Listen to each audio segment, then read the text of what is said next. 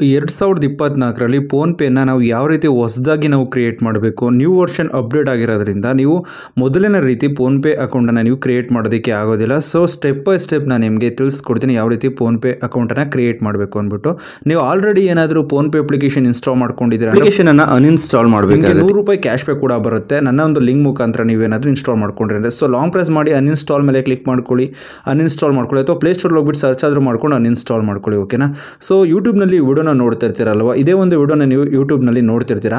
ನೋಡುವಂಥ ಟೈಮ್ನಲ್ಲಿ ಇಲ್ಲಿ ಟೈಟಲ್ ಇರುತ್ತೆ ನೋಡಿ, ಟೈಟಲ್ ಮೇಲೆ ನೀವು ಟ್ಯಾಪ್ ಮಾಡಬೇಕಾಗತ್ತೆ. ಟೈಟಲ್ ಮೇಲೆ ನೀವು ಟ್ಯಾಪ್ ಮಾಡಿದ್ರಿ ಅಂದರೆ ಡಿಸ್ಕ್ರಿಪ್ಷನ್ ಓಪನ್ ಆಗುತ್ತೆ.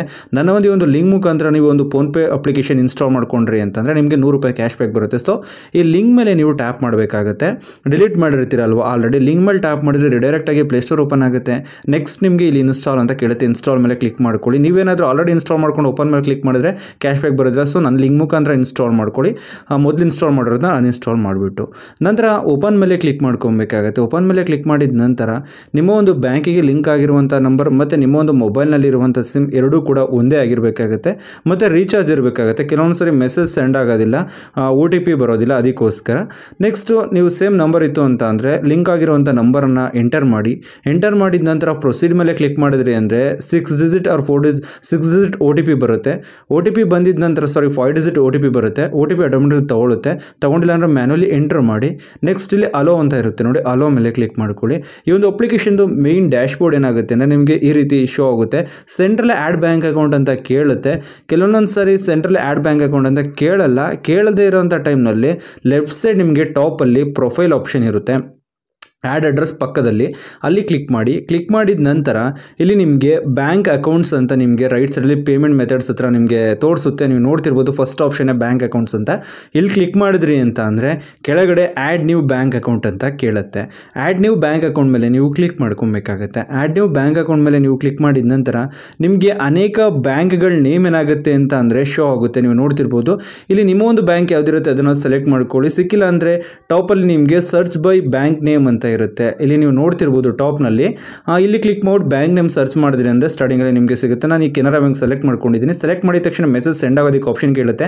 ಸೆಂಡ್ ಮೇಲೆ ಕ್ಲಿಕ್ ಮಾಡಿ. ಸೆಂಡ್ ಮೇಲೆ ಕ್ಲಿಕ್ ಮಾಡಿದ ನಂತರ ನಿಮಗೆ ಇಲ್ಲಿ ಸೆಟ್ UPI ಪಿನ್ ಅಂತ ಕೇಳುತ್ತೆ. ಸೆಟ್ UPI ಪಿನ್ ಮೇಲೆ ನೀವು ಕ್ಲಿಕ್ ಮಾಡ್ಕೊಬೇಕಾಗತ್ತೆ.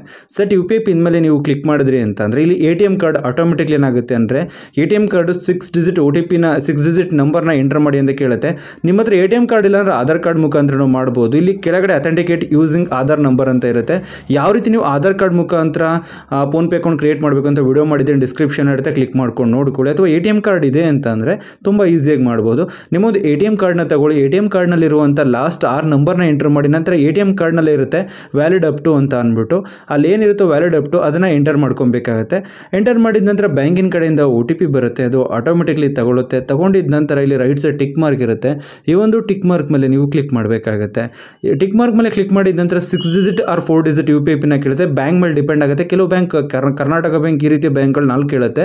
SBI ಕೆನರಾ ಇವು 6 ಡಿಜಿಟ್ ಕೇಳುತ್ತೆ. ಓಕೆನಾ. ಸೊ 6 ಡಿಜಿಟ್ ಕೇಳ್ತು ಅಂತಂದರೆ 6 ನಂಬರ್ ನಿಮಗೆ ನೆನಪಿರಬೇಕು. ಆ ರೀತಿಯ ಒಂದು ನಂಬರನ್ನು ನೀವು ಎಂಟರ್ ಮಾಡ್ಕೊಬೇಕಾಗತ್ತೆ. ATM ಅಲ್ಲಿ ನೀವು ಅಮೌಂಟ್ ತಗೊಳ್ಳೋದಕ್ಕೆ ಯಾವ ರೀತಿ ಪಿನ್ ಎಂಟರ್ ಮಾಡ್ತೀರೋ ಅದೇ ರೀತಿ ನೀವು ಕ್ರಿಯೇಟ್ ಮಾಡಬೇಕಾಗತ್ತೆ. ಇಲ್ಲಿ ಫಸ್ಟ್ ಕ್ರಿಯೇಟ್ ಮಾಡಿರ್ತೀರಲ್ಲ ಅದೇ ನಂಬರ್ನ ಕನ್ಫರ್ಮೇಷನಿಗೆ ಇನ್ನೊಂದು ಸರಿ ಎಂಟರ್ ಮಾಡ್ಕೊಬೇಕಾಗತ್ತೆ. ಇದು ತುಂಬಾ ಇಂಪಾರ್ಟೆಂಟ್. ಅಮೌಂಟ್ ಯಾರಿಗೆ ಕಳಿಸ್ಬೇಕಾದ್ರೂ ಕೂಡ ಬೇಕಾಗುತ್ತೆ. ಸೊ ಇದನ್ನು ನೆನಪಲ್ಲಿ ಇಟ್ಕೊಂಡಿರಬೇಕಾಗತ್ತೆ. ಟಿಕ್ ಮಾರ್ಕ್ ಮೇಲೆ ಕ್ಲಿಕ್ ಮಾಡಿದ್ರಿ ಅಂತಂದರೆ ನಿಮ್ಮ ಒಂದು ಬ್ಯಾಂಕ್ ಅಕೌಂಟ್ ಆ್ಯಡ್ ಆಗಿರುತ್ತೆ. ಇಲ್ಲಿ ಪ್ರೈಮರಿ ಅಕೌಂಟಿಗೆ ಸೆಟ್ ಆಗಿರುತ್ತೆ. ನೀವು ನೋಡ್ತಿರ್ಬೋದು IFSC ಕೋಡ್ ಕೂಡ ತೋರಿಸ್ತಿರುತ್ತೆ. ಮತ್ತು bank account last 3 digit number ಏನಿರುತ್ತೆ ಅದು ಕೂಡ ಶೋ ಆಗ್ತಾ ಇರುತ್ತೆ. ನೀವು ಬ್ಯಾಂಕ್ ಬ್ಯಾಲೆನ್ಸ್ ಚೆಕ್ ಮಾಡಬೇಕು ಅಂದರೆ right side check bank balance ಮೇಲೆ ಕ್ಲಿಕ್ ಮಾಡಿ. ನಿಮಗೆ ₹100 ಕ್ಯಾಶ್ ಬ್ಯಾಕ್ ಬರಬೇಕು ಅಂದರೆ ಟು ಮೊಬೈಲ್ ನಂಬರ್ ಅಂತ ನಿಮಗೆ ಒಂದು ಆಪ್ಷನ್ ಇರುತ್ತೆ. ಇಲ್ಲಿ ಕ್ಲಿಕ್ ಮಾಡಿ. ಇಲ್ಲಿ ಕ್ಲಿಕ್ ಮಾಡಿಬಿಟ್ಟು enter a mobile number or name ಅಂತ ಇರುತ್ತೆ. ನಿಮ್ಮ ಕಾಂಟ್ಯಾಕ್ಟಲ್ಲಿರೋರು ಯಾರಿಗಾದ್ರೂ ಆಗಿರ್ಬೋದು. ₹1 ನೀವು ಸೆಂಡ್ ಮಾಡಿದ್ರೆ ನಿಮಗೆ ₹100 ಕ್ಯಾಶ್ ಬ್ಯಾಕ್ ಬರುತ್ತೆ. ನಂಬರ್ ಎಂಟರ್ ಮಾಡಿಬಿಟ್ಟು ಆದರೂ ಸೆಂಡ್ ಮಾಡ್ಬೋದು, ಅಥವಾ ನೇಮ್ ಆದರೂ ಟೈಪ್ ಮಾಡಿ ಅವರ ಒಂದು ಚಾರ್ಟನ್ನು ಸೆಲೆಕ್ಟ್ ಮಾಡ್ಕೊಳ್ಳಿ. ಸೆಲೆಕ್ಟ್ ಮಾಡಿದ ನಂತರ ನೆಕ್ಸ್ಟು ಇಲ್ಲಿ ಎಂಟರ್ ಅಮೌಂಟ್ ಆರ್ ಚಾರ್ಟ್ ಅಂತ ಇರುತ್ತೆ. ಇಲ್ಲಿ ಕ್ಲಿಕ್ ಮಾಡಿ. ಕ್ಲಿಕ್ ಮಾಡಿದ ನಂತರ ಇಲ್ಲಿ ಲೆಫ್ಟ್ ಸೈಡ್ ಬಾಟಮಲ್ಲಿ 1 2 3 ಅಂತ ಇರುತ್ತೆ. 1 2 3 ಮೇಲೆ ಕ್ಲಿಕ್ ಮಾಡಿಬಿಟ್ಟು ನಂಬರನ್ನು ತೊಗೊಬೇಕಾಗುತ್ತೆ ನೀವು. ಓಕೆನಾ. ಜಸ್ಟ್ 1 ₹1 ಸೆಂಡ್ ಮಾಡಿದ್ರು ಕೂಡ ನಿಮಗೆ ಕ್ಯಾಶ್ ಬ್ಯಾಕ್ ಬರುತ್ತೆ. ₹1 ಸೆಲೆಕ್ಟ್ ಮಾಡ್ಕೊಳ್ಳಿ. ಇಲ್ಲಿ ಪೇ ಅಂತ ಇರುತ್ತೆ, ಪೇ ಮೇಲೆ ಕ್ಲಿಕ್ ಮಾಡ್ಕೊಳ್ಳಿ. ಕ್ಲಿಕ್ ಮಾಡಿದ ನಂತರ ಪಿನ್ ಕೇಳುತ್ತೆ 6 ಡಿಜಿಟ್. ನಿಮ್ಗೆ ಸ್ಟಾರ್ಟಿಂಗಲ್ಲಿ ಹೇಳಿದೆ ಅಲ್ವಾ ಕ್ರಿಯೇಟ್ ಮಾಡೋವಾಗಲೇ ನೆನ್ಪಿಟ್ಕೊಳ್ಳಿ ಅಂತ. ಅದೇ ಪಿನ್ನನ್ನು ನೀವು ಇಲ್ಲಿ ಕ್ರಿಯೇಟ್ ಮಾಡಿರ್ತೀರ, ಅದೇ ಪಿನ್ನನ್ನು ನೀವು ಇಲ್ಲಿ ಎಂಟರ್ ಮಾಡಬೇಕಾಗತ್ತೆ. ಎಂಟರ್ ಮಾಡಿದ ನಂತರ ನೆಕ್ಸ್ಟ್ ಟಿಕ್ ಮಾರ್ಕ್ ಮೇಲೆ ಕ್ಲಿಕ್ ಮಾಡಿದ್ರೆ ಅಮೌಂಟ್ ಅವರಿಗೆ ಸೆಂಡ್ ಆಗುತ್ತೆ ಮತ್ತು ನಿಮಗೆ ಕ್ಯಾಶ್ ಬ್ಯಾಕ್ ಕೂಡ ಬರುತ್ತೆ. ಈ ರೀತಿ ತುಂಬಾ ಈಸಿಯಾಗಿ ನೀವು ಫೋನ್ಪೇ ಅಕೌಂಟನ್ನು ಕ್ರಿಯೇಟ್ ಮಾಡ್ಕೊಬೋದು ಗೈಸ್. ನಾನಿವಾಗ ನಿಮಗೆ ತಿಳಿಸ್ಕೊಡಿ ಸಿಂಪಲ್ ಇನ್ಫಾರ್ಮೇಷನ್ ಏನಾದರೂ ನಿಮ್ಗೆ ಇಷ್ಟ ಆಯ್ತು ಅಂದರೆ ಪ್ಲೀಸ್ ಲೈಕ್ ಮಾಡಿ, ಶೇರ್ ಮಾಡಿ ಮತ್ತು